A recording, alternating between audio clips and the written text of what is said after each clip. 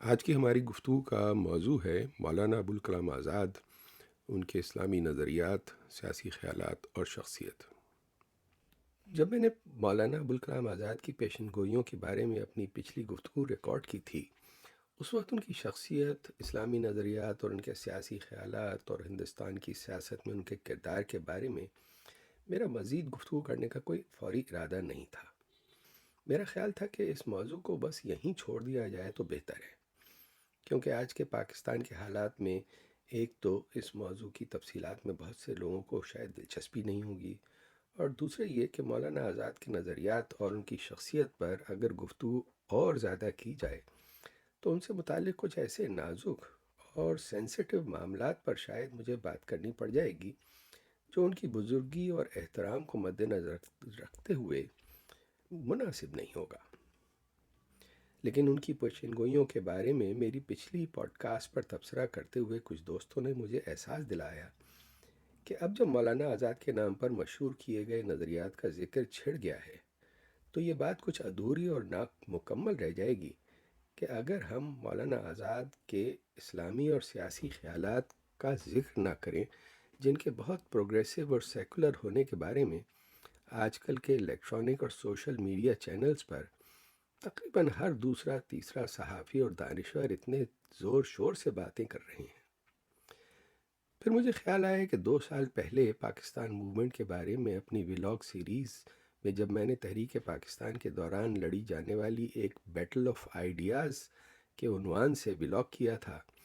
تو اس میں مولانا آزاد کے خیالات کا بھی تذکرہ ہوا تھا، اور اس وقت میں نے وعدہ کیا تھا کہ ہم اس موضوع پر کبھی تفصیل سے علیحدہ نشست میں بات کریں گے۔ تو آج ہم یہ بات کرنے کی کوشش کریں گے۔ میری پوری کوشش کے باوجود کہ میں اس گفتگو کو مختصر اور محدود رکھوں، یہ پھر بھی شاید 2 نشستوں پر پھیل جائے گی۔ وہ لوگ جو اس موضوع میں گفتگو کی ضرورت محسوس نہیں کرتے یا ان کی دلچسپی ان معاملات میں کم ہے، ان سے میں پیشگی معذرت کر لیتا ہوں۔ میرا خیال ہے کہ مولانا آزاد کے نام پر مشہور کی گئی پیشن گوئیوں کی طرح اسلام کے بارے میں بھی ان کے خیالات اور نظریات کو اکثر مس ریپرزینٹ کیا جاتا ہے۔ بلکہ یہ کہنا زیادہ صحیح ہوگا کہ آج کل ٹی وی چینلز پر بیٹھ کر اکثر صحافی اور دانشور اسلام کے بارے میں مولانا آزاد کے خیالات کو بالکل ایسا لگتا ہے جانے بغیر خود اپنے بے سروپا خیالات کو مولانا کے نام سے منسوب کر کے انہیں مولانا آزاد کا پروگریسو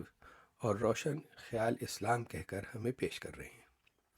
بلکہ آج کل لفظ سیکولر استعمال کرنے کے بے پناہ شوق میں ایک محترمہ کے منہ سے تو میں نے مولانا آزاد کے سیکولر اسلام کی ٹرم بھی سنی ہے، لیکن یہ لوگ یہ نہیں بتاتے کہ مولانا کا یہ پروگریسو روشن خیال اسلام آخر ہے کیا۔ بہرحال آج کی نشست میں یہی ہماری گفتگو کا موضوع ہوگا کہ مولانا آزاد کا علمی اور فکری سفر، ان کے اسلامی نظریات اور سیاسی خیالات دراصل کیا تھے جن کا ہر وقت اتنا چرچا رہتا ہے، اور ہندوستان کی سیاست میں ان کا رول کیا تھا۔ میرے خیال میں مولانا ابوالکلام آزاد کی شخصیت ان کے اسلامی نظریات اور سیاسی خیالات پر ایک متوازن تحقیق اور تجزیہ کرنے والے آج نہ ہونے کے برابر ہیں۔ ان کے بارے میں لکھی گئی کتابوں اور مضامین کی تعداد تو بلا شبہ سینکڑوں میں ہے، لیکن میرے خیال میں بدقسمتی سے ان میں سنجیدہ اور متوازن تجزیے بہت کم اور شاذ و نادر ہی ہیں۔ مولانا آزاد کے بارے میں اب تک جو کچھ لکھا گیا ہے اسے زیادہ تر صرف 3 طرح کے لوگوں نے لکھا ہے۔ ایک وہ لوگ تھے جنہوں نے کچھ عرصے پہلے تک ہندوستان کے آفیشل علمی اور ادبی اداروں کی سرپرستی میں لکھا۔ یہ بنیادی طور پر ہندوستانی ریاست کے سیاسی مقاصد کے لیے لکھا گیا تھا۔ ہندوستان کی ریاست کو خاص طور پر اپنے ابتدائی نہرو دور میں کچھ ایسے نیشنلسٹ مسلمانوں کی پروجیکشن کی بہت ضرورت رہتی تھی جو مسلم لیگ اور پاکستان کے کٹر مخالف ہوں، اور جنہیں وہ دنیا کے سامنے اپنی سیکولر پالیسی کے ثبوت کے طور پر شو کیس کر سکیں۔ اس لیے ہندوستان میں لکھی جانے والی ان سینکڑوں تحریروں اور دسیوں کانفرنسوں کے مقالوں میں ہمیشہ مولانا آزاد کو ایک ایسے باکمال مسلمان اور ہندوستان پرست رہنما کے طور پر پیش کرنے میں زمین و آسمان کے قلابے ملائے گئے، جس نے اپنی زبردست جرات اور بے باکی سے مہاتما گاندھی، جواہر لال نہرو اور انڈین نیشنل کانگریس کے نظریے کی سچائی کا ساتھ دیا، اور مسلم لیگ اور محمد علی جناح کے گمراہ کن نظریوں کو ہمیشہ باطل قرار دیا۔ انہی تحریروں کی بازگشت ہے جو آج کل ہمیں دوبارہ اپنے الیکٹرانک اور سوشل میڈیا میں بہت سنائی دے رہی ہے، اور شاید ایسی ہی لیکن اس کی بالکل الٹ سیاسی وجوہات کی وجہ سے پاکستان میں بھی چند ایک کے سبا کسی نے مولانا آزاد پر کوئی سنجیدہ تحقیقی کام کرنے میں کوئی خاص دلچسپی نہیں لی۔ دوسرے، مولانا آزاد پر لکھنے والے مولانا ابو علی اثری اور شورش کاشمیری جیسے ان کے وہ پرستار تھے جن کے دلوں میں مولانا کی الہلال، البلاغ اور خلافت تحریک کے دنوں میں اور جہاد اور ترک مبالات کی شعلہ بیانیوں کی حرارت اور تڑپ اسی شدت کے ساتھ موجود تھی جس نے ان کی جوانیوں کو کبھی شعلہ جوالہ بنا دیا تھا، اور مولانا کی بے پایاں عقیدت اور پرستش میں وہ ان کے بارے میں ایک متوازن رائے قائم کرنے سے قاصر تھے۔ اور تیسرے، ہندوستان کے وہ مسلمان دانشور اور صحافی تھے، اور کچھ اب بھی ہیں، جنہوں نے اگر براہ راست سرکاری سرپرستی کی وجہ سے نہیں بھی لکھا تو بھی وہ مولانا آزاد کو اپنا ایک مثالی انڈین نیشنلسٹ رہنما بنا کر اس لیے پیش کرتے ہیں کہ ہندوستان میں بڑھتے ہوئے ہندوتوا کے سیاسی پروپیگنڈے کے مقابلے میں ہندوستان میں رہ جانے والے مسلمانوں کی اپنی وفاداری کے ثبوت پر پیش کرنے کے لیے مولانا آزاد سے بڑا کوئی دوسرا بھاری بھرکم نام نہیں ہے۔ سچ بات یہ ہے کہ آج کل ہندوستان میں شدید مسلمان مخالف دباؤ کے دنوں میں مسلمانوں کے پاس مولانا آزاد یا ان جیسے دوسرے لوگوں کا نام لے کر اپنے آپ کو ڈیفینڈ کرنے کے سوا کوئی دوسرا راستہ ہے بھی نہیں، اور اس وقت ان کے لیے ہم اگر کچھ اور نہیں کر سکتے تو کم از کم ہمدردی ضرور کرنی چاہیے۔ جناب ابو علی اثری اور شورش کاشمیری اور آزاد کی کہانی خود ان کی زبانی جیسی سوانح حیات لکھنے والے عبدالرزاق ملیح آبادی کی نسل کے لوگ جو ابوالکلام آزاد سے شدید متاثر ہوئے تھے، وہ تو آہستہ آہستہ اس دنیا سے چلے گئے ہیں۔ اب بھارت میں بھی نریندر مودی کے ہندوتوا نظریے کے جھنڈے آسمانوں پر لگ جانے کے بعد ہندوستان کی سرکار کو اپنے مسلمانوں کے سامنے مولانا آزاد کا بیگل بجانے کی کوئی ایسی خاص ضرورت نہیں رہی ہے، بلکہ وہ تو انہیں اب قہر و عطاب کی نظر سے دیکھتے ہیں، اور راہ چلتے غریب مسلمانوں کو سڑک پر پیٹ کر اگر ان کا بس چلے تو وہ ان مسلمانوں کو سرحد کے پار ہی دھکیل دیں۔ بہرحال مولانا آزاد کی تو کیا حیثیت ہے، اب تو انہوں نے مہاتما گاندھی اور جواہر لال نہرو کو بھی کوڑے کے ڈھیر پر ڈالنا شروع کر دیا ہے۔ اس لیے مولانا آزاد کے نام لیوا اب یا تو ہندوستان میں وہ چند مسلمان دانشور رہ گئے ہیں اور جو آج بھی مولانا آزاد کی خدمات کا نام لے لے کر ہندوستان سے اپنی وفاداریاں ثابت کرنے پر مجبور ہیں، اور یا پھر ہمارے ملک میں ان صحافیوں اور دانشوروں کا وہ ایک مخصوص گروہ رہ گیا ہے جنہیں مولانا آزاد کا نام لے لے کر نظریہ پاکستان کے خلاف ماحول ہموار کرنے اور قائد اعظم محمد علی جناح کو کوسنے کا ٹاسک ملا ہوا ہے۔ ظاہر ہے ان میں سے کسی سے بھی کسی سنجیدہ تجزیے اور تحقیق کی توقع نہیں کی جا سکتی ہے۔ ہمیں مولانا آزاد کی زندگی میں کئی واضح اور ایک دوسرے سے مختلف بلکہ بعض اعتبار سے بالکل متضاد پہلو اور فیزز نظر آتے ہیں۔ ان کے خیالات اور ان کی شخصیت کو سمجھنے کے لیے ہمیں ان کی زندگی کے ان ادوار اور فیزز کو سمجھنا بہت ضروری ہے، اور کسی کی زندگی میں یہ مختلف فیزز اور پہلو ہونا کوئی خاص قابل اعتراض بات بھی نہیں ہے، کیونکہ دنیا کے اکثر بڑے دانشور اور سیاسی رہنماؤں کی زندگی میں بھی اسی طرح کئی پہلو ہیں۔ مثلاً قائد اعظم محمد علی جناح کی اپنی زندگی میں بھی میرے خیال میں 3 واضح ادوار اور فیزز نظر آتے ہیں جن میں ان کے خیالات، سیاسی نظریات اور ان کے مطابق ان کے عمل میں بھی تبدیلیاں آتی نظر آتی ہیں۔ اسی طرح مولانا آزاد کے فکری اور ذہنی سفر میں بھی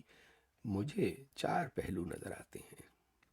جنہیں ان کی زندگی کے 4 مختلف ادوار اور فیزز کہا جا سکتا ہے۔ ان کی زندگی کے ان چاروں پہلوؤں کو آپس میں خلط ملط کر دینے سے ہم مولانا آزاد کی شخصیت اور خیالات کو اچھی طرح نہیں سمجھ سکتے، اور ایسا ہی کرنے کی وجہ سے بہت سے لوگ اکثر مولانا آزاد کے بارے میں یا تو غلط فہمیوں کا شکار ہو جاتے ہیں یا پھر ان کے صرف ایک پہلو کو سامنے لا کر اپنے پڑھنے اور سننے والوں کو گمراہ کرتے رہتے ہیں۔ مولانا کی زندگی کا ایک پہلو اور پہلا دور ان کا علمی اور ادبی پہلو ہے۔ یہ پہلا دور وہ ہے جس میں ان کا بچپن اور لڑکپن گزرا تھا۔ ان کے والد مولانا سید خیر الدین دہلی میں پیدا ہوئے تھے۔ وہ امام غزالی، شیخ احمد سرہندی، مجدد الفسانی اور حضرت شاہ ولی اللہ کی روایت کے سختی سے جڑے ہوئے تھے۔ ایک روایتی اہل طریقت صوفی تھے۔ 1857 کی ناکام جنگ آزادی کے دنوں میں وہ نوجوانی میں ہی دہلی سے ہجرت کر کے مکہ جا کر بس گئے تھے اور وہاں وہ خیر الدین الہندی کہلائے۔ انہوں نے مکے کے ایک معزز عرب گھرانے کی خاتون سے شادی کی، سید غلام محی الدین احمد، جو بعد میں ابوالکلام آزاد کے نام سے مشہور ہوئے، مکہ میں پیدا ہوئے تھے۔ اس طرح مولانا آزاد کی مادری زبان عربی تھی۔ اردو اور فارسی انہوں نے اپنے والد سے سیکھی۔ اس دور میں خالصتاً مشرقی علوم کی روایت میں رہتے ہوئے ان کی قرآن، حدیث، فقہ اور علم الکلام کی تعلیم ہوئی تھی۔ بلا کے ذہین اور مطالعے کے بہت شوقین تھے۔ جب آزاد تقریباً 9 یا 10 برس کے ہوئے تھے تو ان کے والد اپنے اہل خانہ کے ساتھ واپس ہندوستان آ گئے تھے۔ کلکتے اور بمبئی میں ان کا کاروبار پھیلا اور وسیع شہری جائیداد کے مالک بنے۔ کلکتے میں مستقل مقیم ہوئے، جہاں آزاد نے اپنی بقیہ تعلیم مکمل کی، اور جیسا کہ اکثر بے پناہ ذہانت اور کم عمری میں وسیع مطالعے کے ملاپ کا نتیجہ ہوتا ہے، آزاد اپنی نوجوانی کے ابتدائی زمانے میں زندگی کے دوسرے دور میں داخل ہوئے، جو تشکیک اور پھر الحاد یعنی اگنوسٹسزم اور ایتھیزم کا دور تھا۔ بقول خود مولانا آزاد کے ان دنوں وہ ہر طرح کے فسق و فجور میں مبتلا ہوئے، لیکن ان کے مطابق یہ دور جلد ہی یعنی 1909 میں، جب ان کی عمر تقریباً 21 برس کی تھی، ختم ہو گیا۔ اس کے بعد ان کی زندگی کا تیسرا اور سب سے مارکہ خیز دور شروع ہوتا ہے، جس میں وہ پورے ہندوستان میں مشہور اور معروف ہوئے۔ یہ مولانا آزاد کا اسلامی دور تھا۔ اس دور میں وہ اپنے والد کے روایتی اسلام اور تصوف سے ہٹ کر اہل حدیث اور سلفی خیالات سے متاثر ہوئے۔ والد کی شدید مخالفت اور تنبیہ کی وجہ سے کلکتہ چھوڑ دیا اور بمبئی اور امرتسر میں مقیم رہے۔ انہی دنوں بمبئی میں مولانا شبلی نعمانی سے اپنی پہلی ملاقات کے بعد وہ ان کے زیر اثر آئے تھے۔ اب وہ خود اپنے بیان کے مطابق اسلام کے بنیادی عقائد اور نظریات کو ریوائیو کرنے اور ان پہ اصرار کرنے والے مذہبی رہنماؤں جیسے قرون وسطیٰ کے امام احمد بن حنبل اور امام ابن تیمیہ، حجاز کے محمد بن عبد الوہاب، بالاکوٹ کی مجاہد آزادی سید احمد بریلوی شہید، مدرسہ دیوبند کے سربراہ شیخ الہند مولانا محمود الحسن جو اسیر مالٹا کے نام سے مشہور ہیں، مولانا عبید اللہ سندھی، افغانستان کے جمال الدین افغانی اور مصر کے شیخ محمد عبدو اور لبنان کے محمد رشید رضا سے بہت متاثر نظر آتے ہیں۔ یہ تمام وہ لوگ تھے جنہیں آج کی اصطلاح میں ہم اسلامی فنڈامنٹلسٹ اور ایکسٹریمسٹ کہتے ہیں۔ آزاد کے بڑے بھائی کی ناگہانی موت کے بعد والد کی شدید بیماری میں آزاد کلکتہ واپس چلے گئے۔ والد کی جانشینی بھی قبول کی اور ان کے انتقال پر اب اکلوتے بیٹے کی حیثیت سے وسیع جائیداد ورثے میں پائی، لیکن والد کی پیری مریدی کے سلسلے میں ان کی دلچسپی نہ ہونے کی وجہ سے ان کا یہ پیری مریدی کا سلسلہ بتدریج ختم ہو گیا۔ مولانا نے فکر معاش سے آزاد ہو کر 1912 میں کلکتے سے اپنا اردو ہفت روزہ اخبار الہلال جاری کر کے اپنی دعوت حق کا آغاز کیا تھا۔ اپنے اس پرچے کا نام بھی انہوں نے مشہور عرب قوم پرست رسالے الہلال کے نام پر رکھا تھا، جو قاہرہ سے اس وقت نکلتا تھا۔ الہلال کے پہلے پرچے میں انہوں نے یورپی استعمار کے خلاف اس وقت مسلمانوں کی آزادی کے مجاہدوں سید جمال الدین افغانی، محمد عبدو اور رشید رضا کے خیالات اور اسلام کی تجدید کے لیے ان کی شاندار خدمات پر مضامین بھی لکھے تھے۔ اسی دوران میں مولانا آزاد اپنی مادری زبان عربی دانی اور قرآن، حدیث، علم الکلام پر عبور حاصل کرنے کے واضح احساس فخر کی وجہ سے خود اپنے بقول ابوالکلام بن چکے تھے۔ ان کی ابتدائی تحریروں میں عربی، اردو اور فارسی کچھ اس طرح ملی جلی ہوئی تھی کہ ان میں فرق کرنا بھی مشکل ہوتا ہے۔ ویسے بھی اس دور تک اس مسلمان علماء اور خاص طور پر علماء دین کے ہاں علمی تحریروں کے لیے عربی زبان کا استعمال باعث افتخار سمجھا جاتا تھا۔ اور اگر اس پر آپ کو مادری زبان کی طرح قدرت بھی حاصل ہو جائے تو پھر کیا کہنے، وہ تو سونے پر سہاگا تھا۔ لیکن اس میں کوئی شک نہیں کہ اس دور میں مولانا ابوالکلام آزاد نے لسان الصدق، الہلال اور البلاغ جیسے رسالوں میں علم الکلام، حدیث، تفسیر، فقہ اور قرآنی تعلیمات میں حریت فکر اور جہاد فی سبیل اللہ کے بارے میں اپنے پرجوش خیالات کی تبلیغ کے ذریعے پورے ہندوستان کے تعلیم یافتہ مسلمانوں کی ایک پوری نسل کی اس طرح آبیاری کی کہ وہ 1910 سے 1920 کے درمیان صرف 10 سالوں میں ہندوستان کے مسلمان نوجوانوں اور بزرگوں کی ایک بڑی تعداد کا آئیڈیل بن چکے تھے۔ میں یہاں علم الکلام، حدیث، تفسیر اور فقہ کے معاملات پر ان کے خیالات پر تو تبصرہ نہیں کروں گا، کیونکہ میرے خیال میں نہ وہ میرا مقام ہے اور نہ میرے پاس اس کی اہلیت، یہ میرا منصب نہیں ہے۔ اس بارے میں مناسب تبصرہ اور نقد تو ماضی میں اسلام کے جید علماء اور اکابر جیسے مولانا اشرف علی تھانوی، مفتی محمد شفیع، مولانا سید ابوالعلا مودودی اور ڈاکٹر اسرار احمد، اور آج کے دور میں مفتی مولانا تقی عثمانی اور جناب جاوید احمد غامدی جیسے عالم ہی کر سکتے ہیں۔ یہ انہی کو زیب دیتا ہے، لیکن میں یہاں مولانا آزاد کے ایک عام قاری اور طالب علم کی حیثیت سے اس وقت ہندوستان کے مسلمانوں اور نوجوانوں پر ان کے پیغامات کے جو اثرات پڑے اس کے بارے میں بات کروں گا۔ یہ یاد رہے کہ یہ وہی وقت تھا جب ہندوستان کے مسلمانوں کو ہر طرف سے شکست اور ناکامیوں کی خبریں مل رہی تھیں۔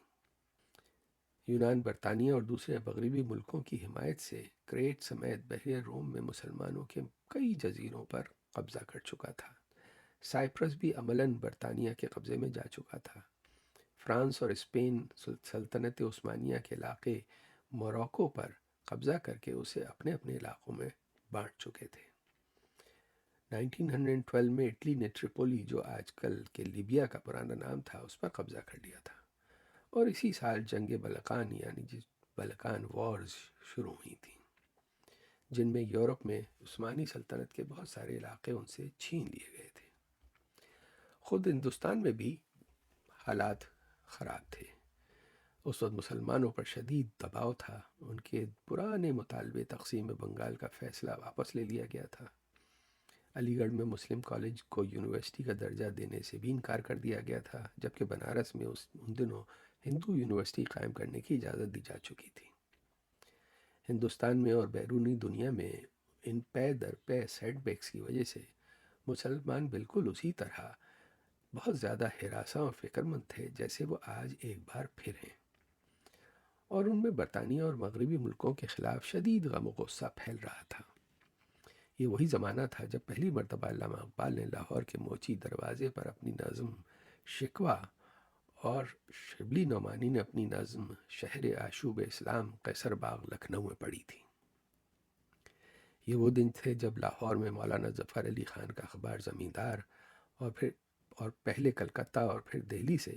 مولانا محمد علی جوہر کے اخبار کامریڈ اور ہمدرد مسلمانوں میں بیداری کی ایک لہر پیدا کرنے کی اپنی سی کوشش کر رہے تھے۔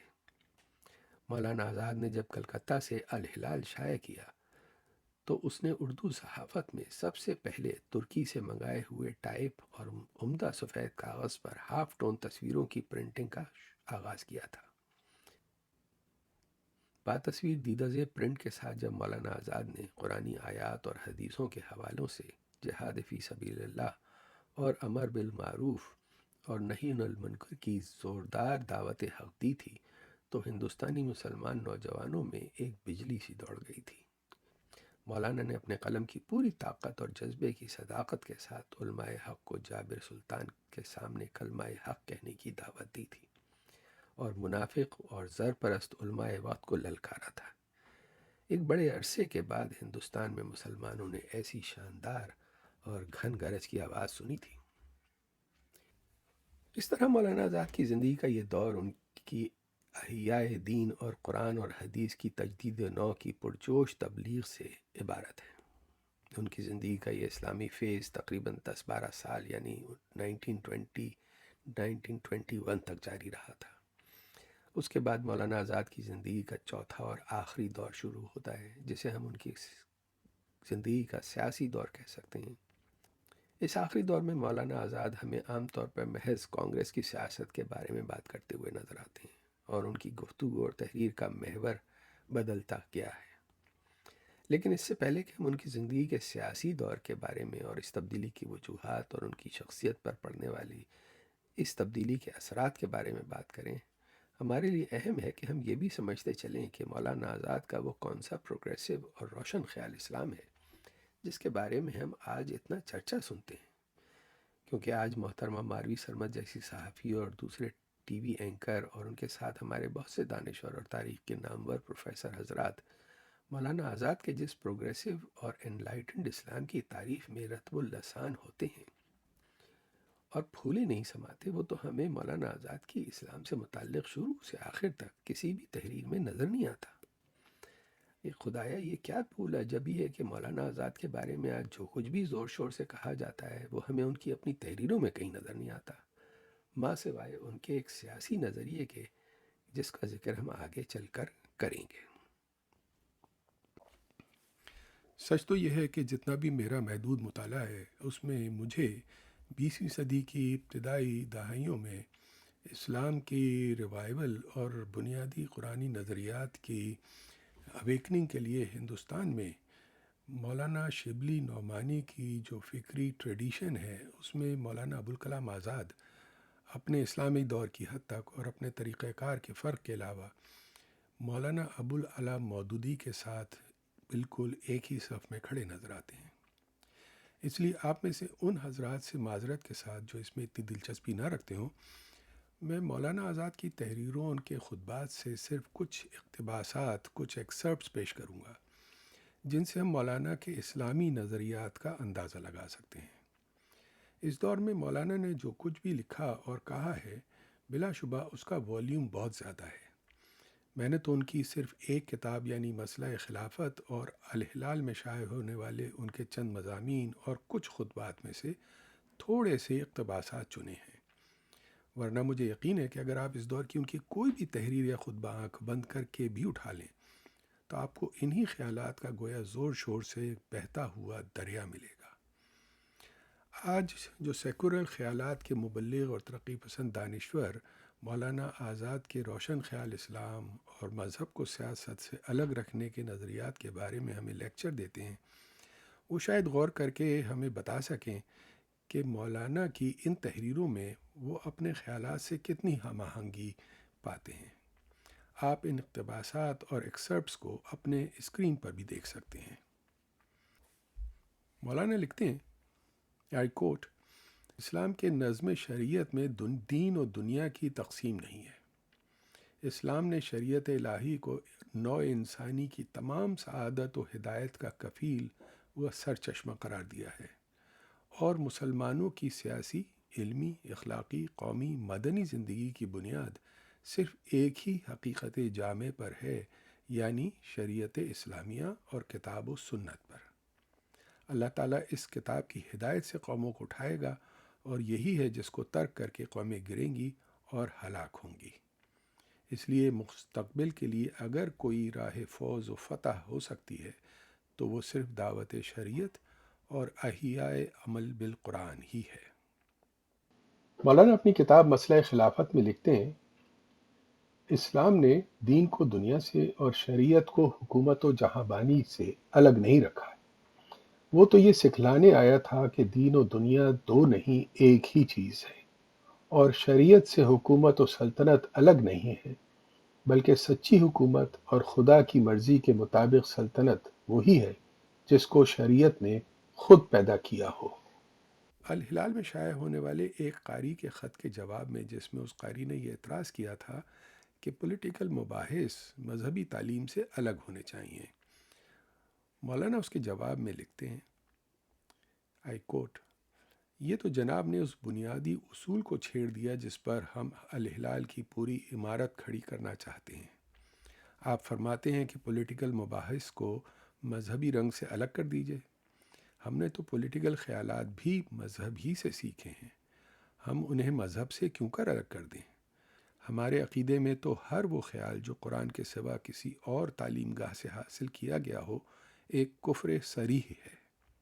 افسوس ہے کہ آپ حضرات نے اسلام کو کبھی اس کی اصلی عظمت میں نہیں دیکھا، ورنہ اپنی پولیٹیکل پالیسی کے لیے نہ تو گورنمنٹ کے دروازے پر جھکنا پڑتا اور نہ ہندوؤں کی اقتدا کرنے کی ضرورت پیش آتی۔ اس سے سب کچھ سیکھ سکتے جس کی بدولت تمام دنیا کو آپ نے سب کچھ سکھلایا تھا۔ آگے مولانا کہتے ہیں، ہمارے کندھوں پر اللہ کے رسولوں اور نبیوں کی نیابت کا مقدس بوجھ ہے، اور ہمارے سامنے حق کی شہادت اور امت مرحومہ کی احیاء و تجدید کا عظیم الشان کام ہے۔ آپ اس لیے نہیں ہیں کہ انسانوں کے بنائے ہوئے طریقوں کی تقلید کریں،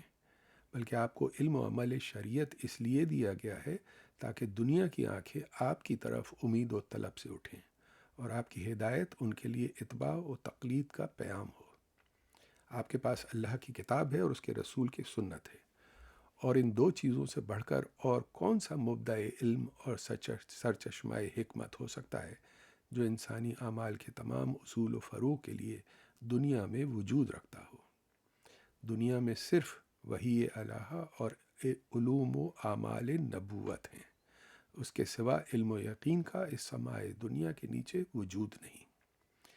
اس کے ماں سوا جس قدر بھی ہے، قرآن پکار پکار کے کہتا ہے کہ ظن ہے، تخمین ہے، قیاس ہے، اٹکل ہے، تخرص اور طلب بالریب ہے، ظلمت ہے۔ آگے یہ بھی مولانا کے ہی الفاظ ہیں کہ پس اس دنیا میں اسی قوم کو باقی رہنا چاہیے جو حق و ہدایت کے اعتبار سے اسلحہ ہو۔ یہ اسلحہ وہ ہتھیار والا، ویپنز والا اسلحہ نہیں ہے، یہ صالح سے اسلحہ ہے۔ غیر اسلحہ عقائد و اعمال کو مٹ جانا چاہیے اور قانون الہی کا ہاتھ بن کر مٹا دینا چاہیے۔ ہدایت یافتہ اقوام کا یہ حق ہے کہ غیر ہدایت یافتہ قوموں پر غالب آئیں۔ اب یہاں یہ تو ظاہر ہے کہ اس وقت انگریزی حکومت کی سخت پابندیوں کی وجہ سے مولانا آزاد کے لیے ہندوستان میں براہ راست جہاد کی دعوت دینا ممکن نہیں تھا، لیکن الہلال میں ناموران غزوہ طرابلس اور کارزار طرابلس کے مستقل عنوانات کے تحت طرابلس، الجزائر اور بلقان میں یورپی افواج کے خلاف مجاہدین اسلام کے کارناموں کی باتصویر داستانوں کے ساتھ جہاد اور نہی عن المنکر کی قرآنی آیات اور حدیثوں سے جو ولولہ انگیز پیغام ہندوستانی نوجوانوں کو مل رہا تھا، وہ ان کے دلوں میں اتر رہا تھا۔ اس دور کے الہلال اور البلاغ میں مولانا آزاد کی تمام تحریروں، ان کے خطبات اور خط و کتابت سے صاف ظاہر ہوتا ہے کہ انگریزی استعمار کے خلاف ہندوستان کے جہاد آزادی میں مولانا خود اپنے آپ کو امام ہند کے روپ میں دیکھ رہے تھے۔ آج کم ہی لوگوں کو معلوم ہوگا کہ ان دنوں مولانا آزاد نے مجاہدین اسلام پر مشتمل اپنی ایک جماعت حزب اللہ بنانے کا بھی اعلان کیا تھا، جس کے وہ خود امیر تھے۔ الہلال کے کئی پرچوں میں بار بار اس تحریک میں کون ہے جو اس میں میرے ساتھ انصار بنے گا کی دعوت شائع ہوتی تھی۔ مولانا آزاد نے حزب اللہ کے رضاکاروں کی تربیت کے لیے ایک ٹریننگ کیمپ دارالارشاد بھی قائم کیا تھا۔ یہ وہ دن تھے جن میں علماء دیوبند کا ایک گروپ مدرسہ دیوبند کے سربراہ شیخ الہند مولانا محمود الحسن اور مولانا عبید اللہ سندھی کی قیادت میں کابل اور حجاز روانہ ہوا تھا، اور ہندوستان سے کئی نوجوان جہاد کے جذبے سے سرشار ہو کر ترک فوجوں کے شانہ بشانہ انگریزی فوج کے خلاف جہاد کرنے کے لیے روانہ ہوئے تھے۔ اس جہاد تحریک میں جنوری 1915 میں لاہور سے government college, king Edward medical college اور ایچ ایس این کالج کے تقریباً 15 طالب علم بھی اپنی تعلیم چھوڑ کر ترکی جانے کے لیے خاموشی سے ہزارہ ہری پور کے راستے علاقہ غیر کی سرحد پار کر کے افغانستان گئے تھے۔ لاہور کے ان اسٹوڈنٹس پہ گزرنے والی کہانی بھی بہت لمبی ہے، جو گورنمنٹ کالج لاہور کے ایک طالب علم ظفر حسن ایبک کی استنبول یونیورسٹی سے شائع ہونے والی آپ بیتی خاطرات میں، اور شوکت عثمانی کی پشاور سے ماسکو تک ہندوستانی مجاہدین کی ڈائری کے کچھ اوراق جیسی سرگزشتوں کے ذریعے ہم تک پہنچی ہے۔ لیکن اس کہانی کے بارے میں ہم پھر کبھی پاکستان میں انقلابی تحریکوں کی تاریخ کے حوالے سے کسی اور نشست میں بات کریں گے۔ یہ آج ہمارا موضوع نہیں ہے۔ مولانا آزاد کی اس دور کی پرجوش اور ولولہ انگیز تحریروں کے مخاطب ایک جانب ہندوستان کے عام شہری اور نوجوان تھے، تو دوسری جانب وہ ہندوستان کے روایتی علماء اسلام کو انڈائریکٹلی اپنی قائدانہ صلاحیتوں کی موزونیت کا پیغام دے رہے تھے۔ الہلال میں بار بار شائع ہونے والی ان کی طویل مکمل عربی تحریریں ظاہر ہے اس وقت عوام الناس کے لیے نہیں تھیں، بلکہ وہ ہندوستان کے عربی دان علماء اور دنیائے عرب اور اسلامی ممالک کے علماء کے لیے تھیں۔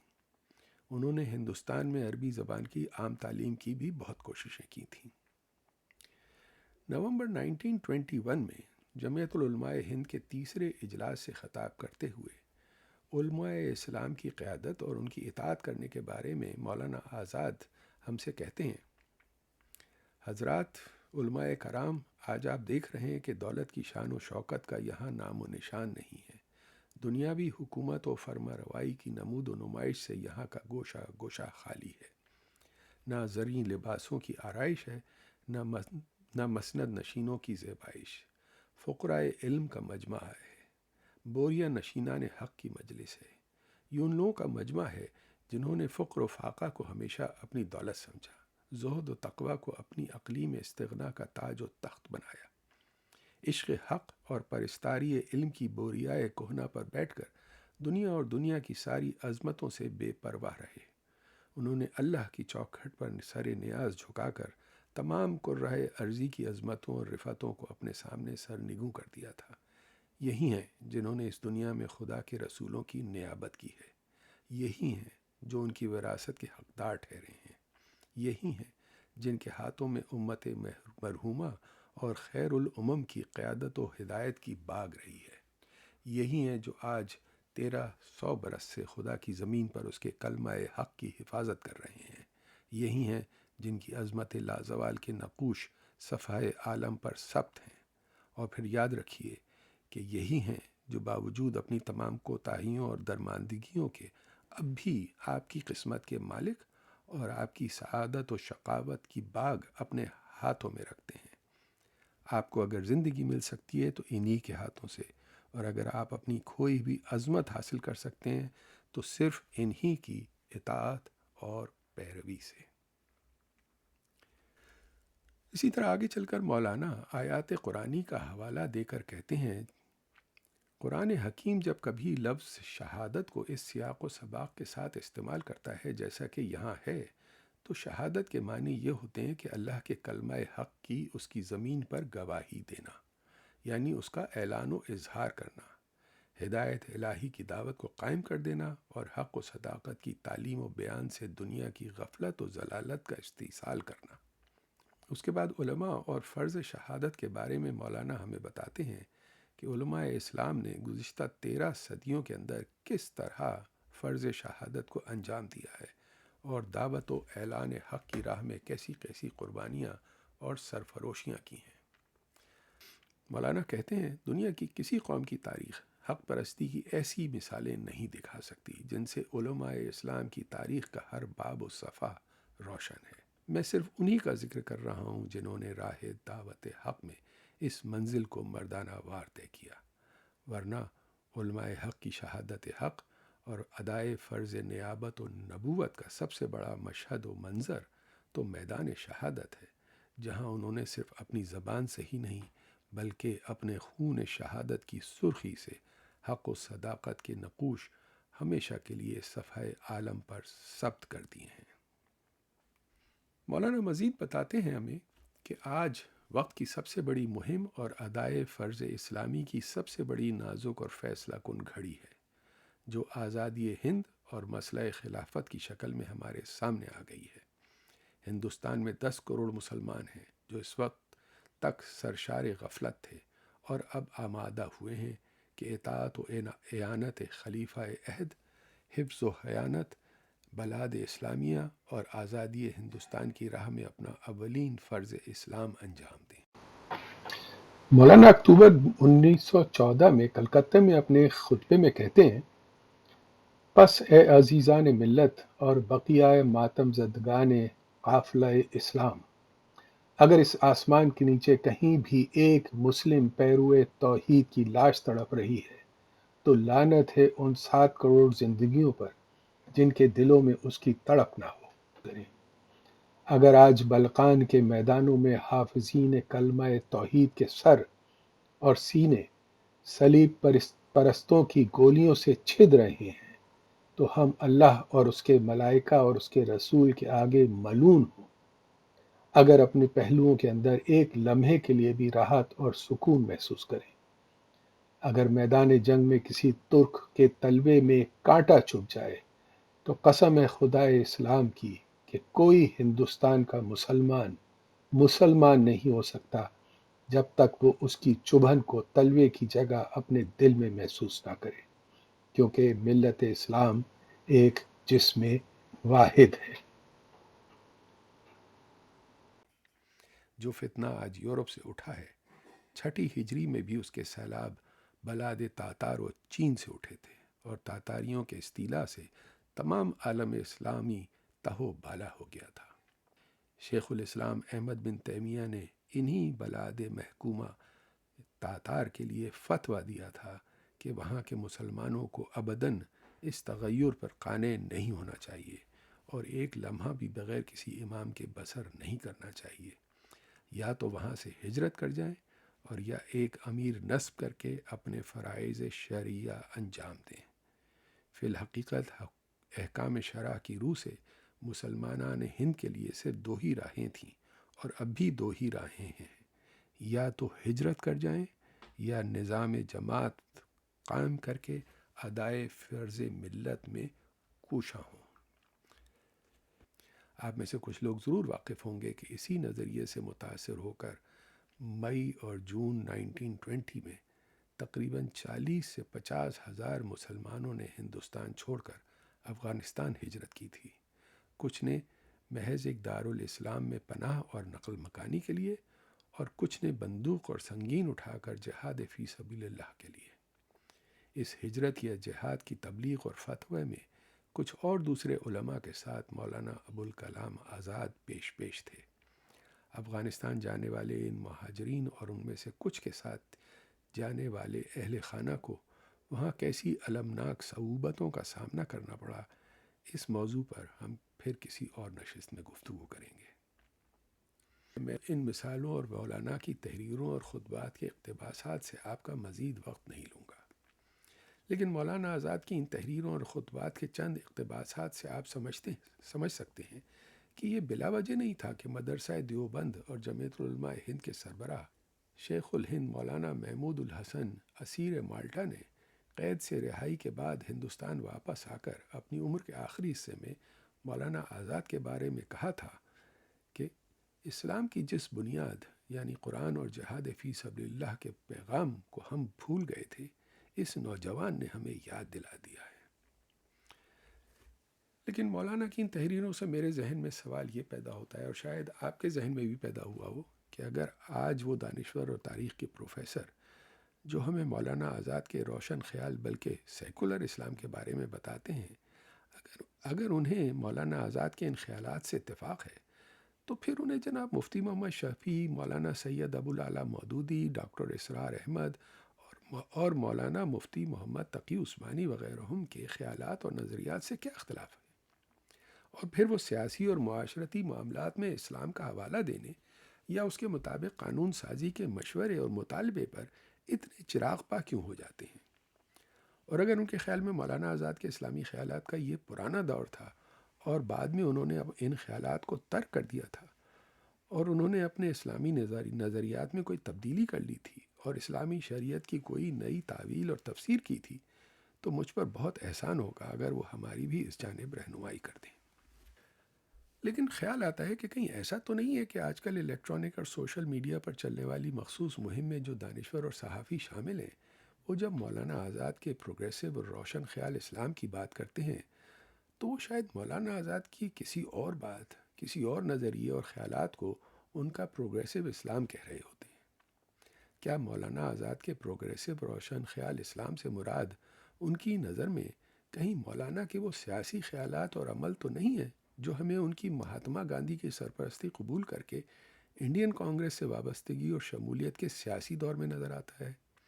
اور جو 1922 کے بعد سے بتدریج واضح ہوتا چلا جاتا ہے۔ اگرچہ ظاہر ہے کہ ان کے اس رویے کا اسلام اور اسلامی نظریات سے براہ راست کوئی تعلق نہیں تھا، بلکہ یہ ان کے سیاسی خیالات اور ان کی عملی سیاسی پالیسی تھی جو انہوں نے کچھ وجوہات کی بنا پر اس دور کے بعد اختیار کی تھی۔ اس پالیسی کا تعلق اسلام سے زیادہ صرف اتنا تھا کہ ان کی نظر میں اس سیاسی رویے اور انڈین نیشنل کانگریس کے ساتھ اتحاد کی ایک مذہبی تعویل موجود تھی، جس پر ہم آگے چل کر بات کریں گے۔ بہرحال اس بات کو سمجھنے سے پہلے ہمیں مولانا آزاد کے اس ذہنی سفر پر نظر ڈالنی ہوگی جو انہیں ان کی زندگی کے اسلامی دور سے نکال کر کانگریس کے سیاسی دور تک لے گیا تھا، اور ہمیں اس تبدیلی کے حالات اور ان کی زندگی کے اس اہم ٹرانزیشن کی وجوہات اور اس کے پس منظر کو سمجھنا پڑے گا، جس میں میری نظر میں مولانا آزاد کی زندگی کا ایک بہت بڑا المیہ اور ٹریجڈی بھی پوشیدہ ہے، جس پر بہت کم لوگوں کی نظر گئی ہے۔ ہم اپنی اگلی نشست میں اسی موضوع پر بات کریں گے۔